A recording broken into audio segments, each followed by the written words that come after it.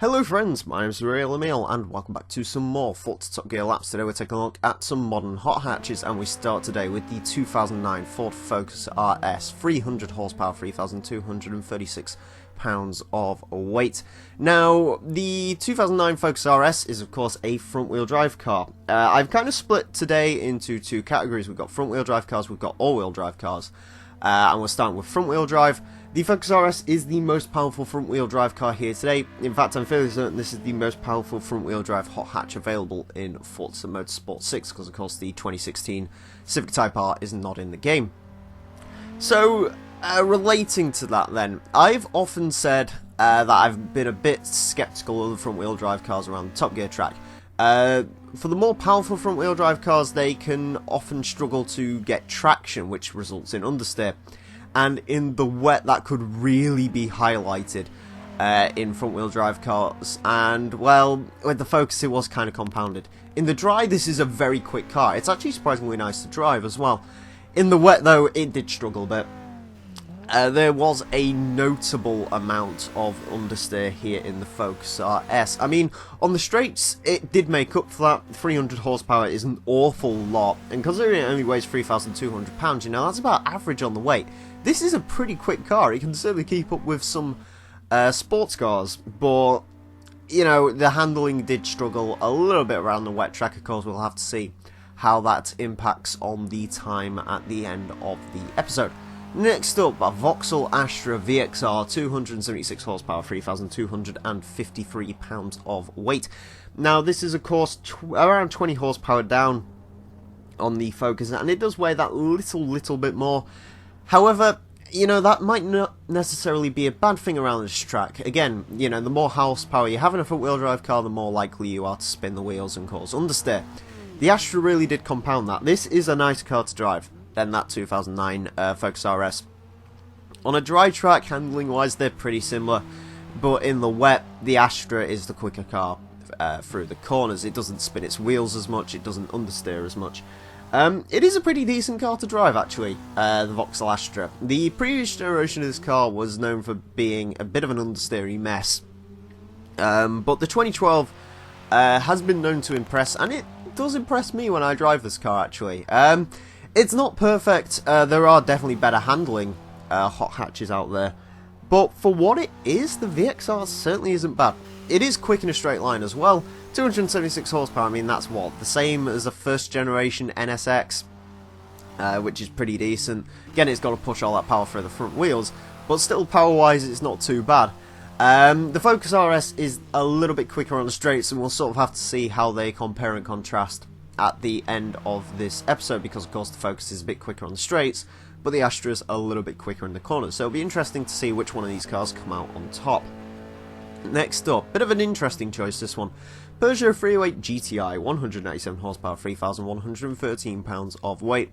I was just looking through the hot hatches for something a little bit different, and I actually stumbled across the 308. This is the least powerful vehicle here today by a pretty hefty margin as well, about 50 horsepower in it between this and the next least powerful vehicle.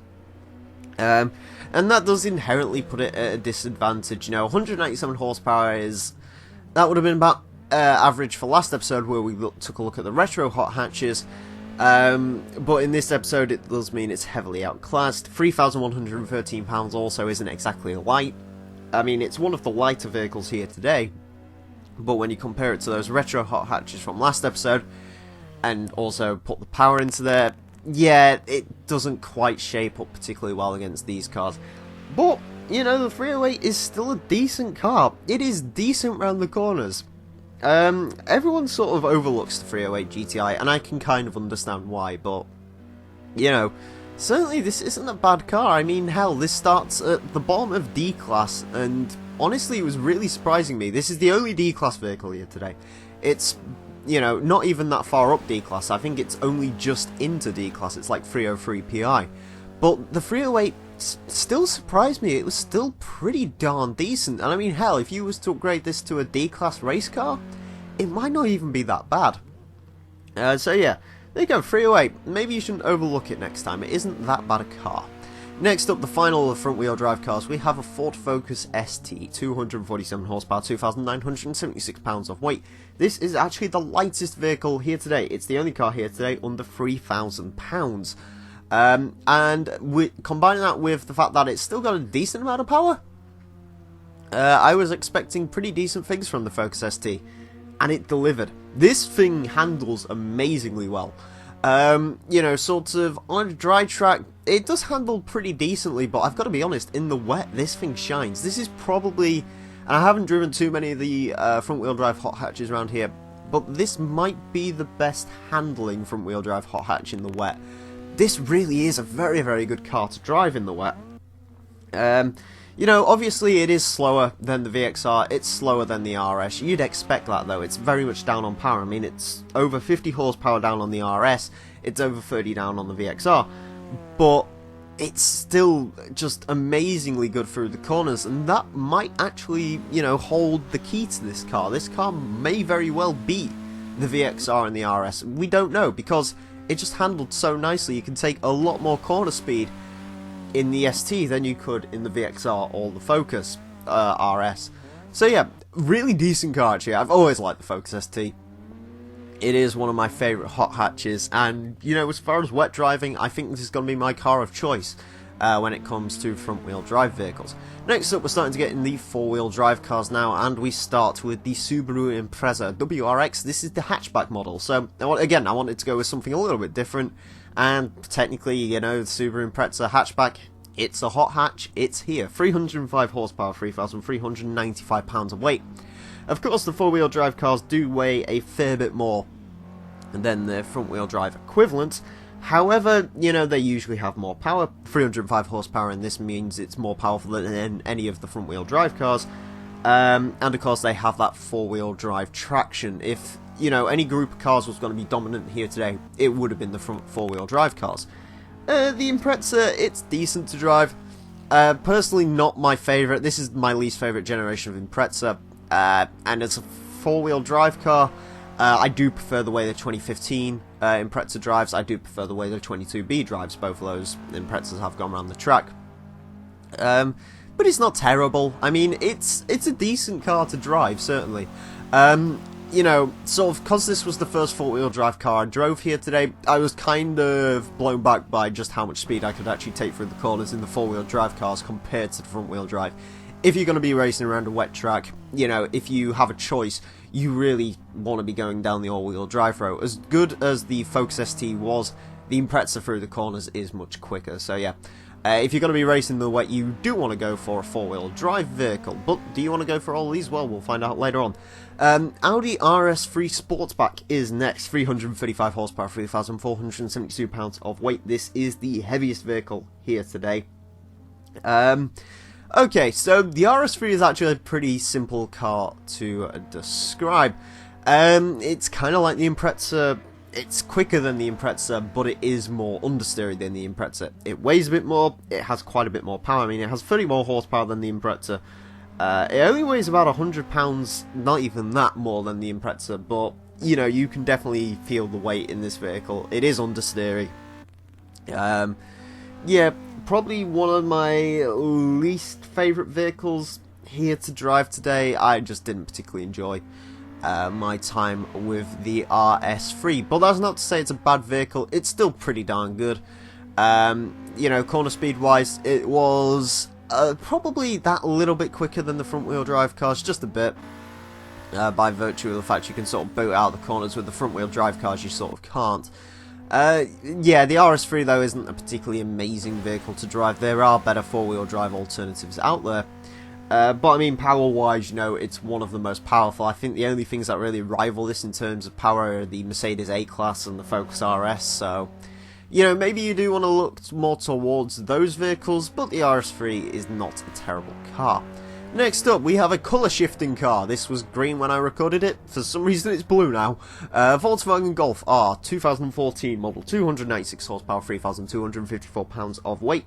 The least powerful four-wheel drive car here today. However, it is the lightest four-wheel drive car here today by a pretty hefty margin as well. I've driven the Golf R quite a few times around the Top Gear track, and it's always been a pretty decent vehicle to drive. Of course, I reviewed the 2010 in Forza Motorsport 5, and sort of the more I look back on it, the 2010 wasn't quite as good as the Scirocco back then.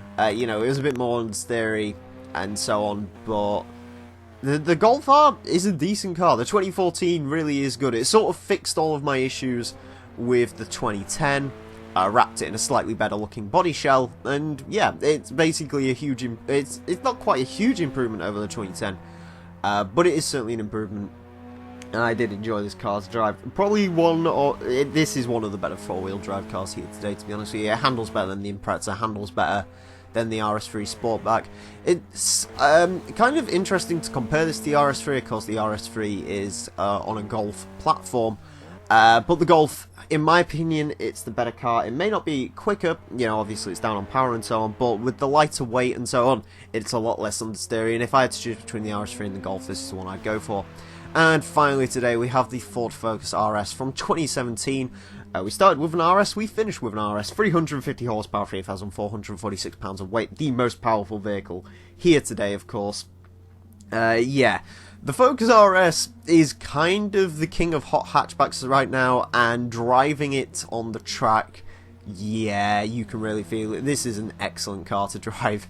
It's just stupidly quick. This just blows everything else out of the water in terms of its handling. It is so good around the corners. It really is something special.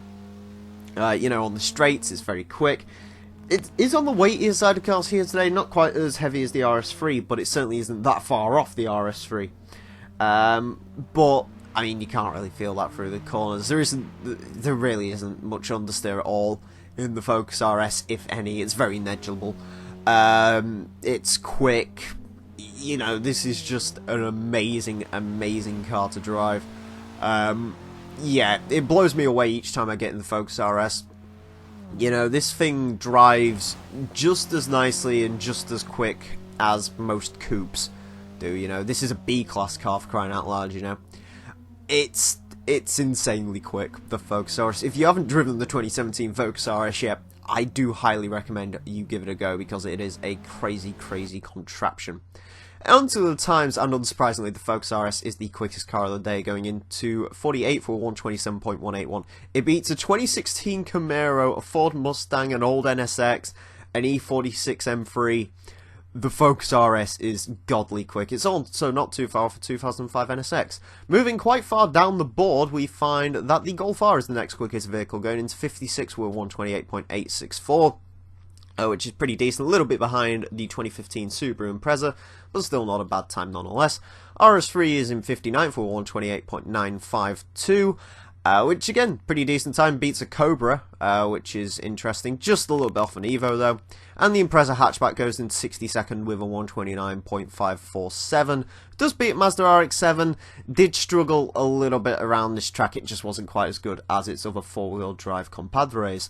Moving down the board, we find the front-wheel drive cars. Focus ST goes in 74th for 130.806, which is damn impressive. It beats the Focus RS, despite the Focus RS having a lot more power. The Focus RS is in 76th with 130.952, and just behind that is the Astra VXR with 130.966. Honestly, the Astra was running the quicker times, but the Focus just snagged it on its final lap.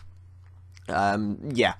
I mean, it's still not a bad time though. It beats an Evo 9, which is pretty good. It also beats the fastest sort of four-wheel drive hot hatches we had around last time. And finally today, of course, it's the slowest car. It's the Peugeot 308 GTI, going into 100 for 136.831. Still not a bad time though. I mean, it beats a Mark III Golf, beats a Mustang, beats an old Miata. Yeah, that car's very overlooked, as it turns out. So yeah, that is it for this episode. Of course, the undisputed king of hot hatches is the Focus RS. I mean, it was almost 2 seconds quicker than the next quickest four-wheel drive hot hatch. That thing is just absolutely mental. But the rest of the cars also put a pretty decent show in, especially considering their drivetrain. Anyways, friends, that is it for this episode of the Forza Top Gear Laps. On the next episode, we're going to be taking a look at some hot super minis, so join me for that. Anyways, friends, I want to thank you all very much for watching. Mine has been the real Emile, and until next time, farewell.